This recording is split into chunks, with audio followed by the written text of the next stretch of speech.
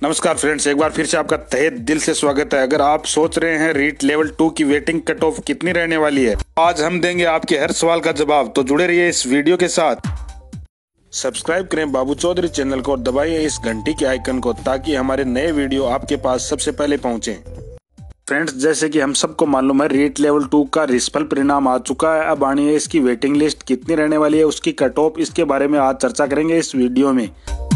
सबसे पहले हम देखेंगे इंग्लिश की वेटिंग लिस्ट कितनी रहने वाली है। तो इंग्लिश की जो शुरुआत में कट ऑफ आई थी वो जनरल की रही थी 67.93। रिजल्ट के बाद जो परिणाम आया कि जो कट ऑफ रही थी वो 67.69 रही थी।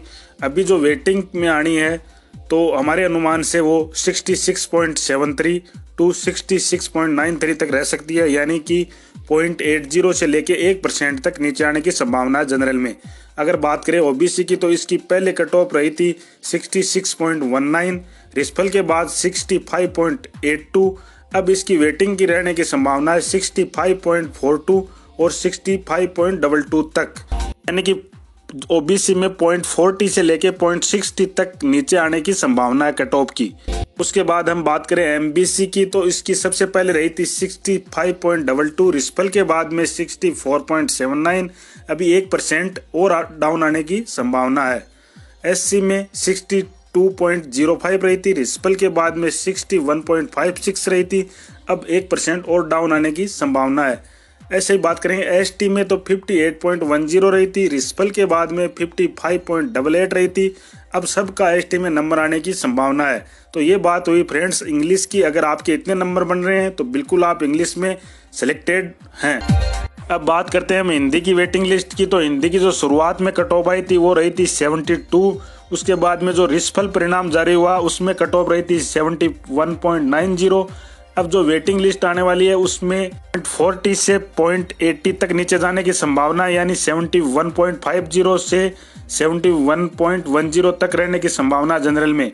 ओबीसी की बात करें तो सबसे पहले रही थी 71.44, रिजल्ट के बाद में 71.00, वेटिंग में 70.60 और 70.50 तक रहने की संभावना है, यानी कि 50 तक नीचे आने की संभावना है हिंदी में ओबीसी के लिए। अगर आप एमबीसी में हैं तो उसकी सबसे पहले रही थी 70.78, रिजल्ट के बाद में 70.73।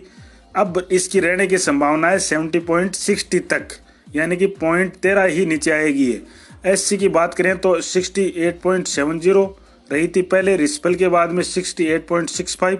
वेटिंग लिस्ट में इसकी संभावना है 68.30 से 68.05 तक। अगर आपके हैं तो आप बिल्कुल हो सकता है कि आप इसमें सिलेक्टेड हों। एसटी की बात करें तो 67.50 रही थी, रिजल्ट में 64.33। अभी जो रहने की संभावना है वो 62 तक अगर आपके बन रहे हैं तो आपका वेटिंग लिस्ट में नंबर आ सकता है। अब देखते हैं साइंस और मैथ की वेटिंग लिस्ट। तो जनरल की रही थी इसमें 75.14, रिजल्ट के बाद में जो परिणाम आया उसमें रही 75.09, यानी कि बहुत ही कम टूटी।